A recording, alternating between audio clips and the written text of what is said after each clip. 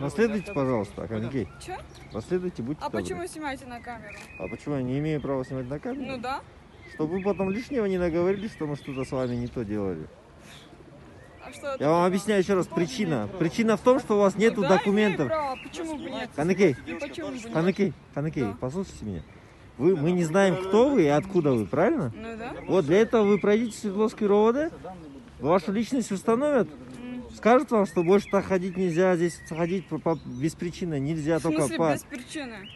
В смысле? Причина была. Чрезвычайное положение, я вам еще раз объясняю. Мы здесь тоже не просто так ходим. Ну да. Вы можете выходить Это ваша только в работа или аптеку, что в больницу и за едой. Все.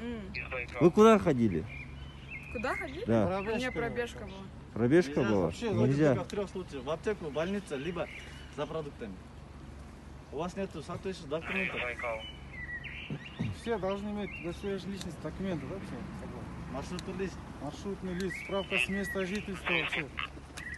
Пройдите, пожалуйста, будьте добры. Пойдемте с нами. Давайте, он вас и снимать не будет, не снимать не будет. Пойдемте.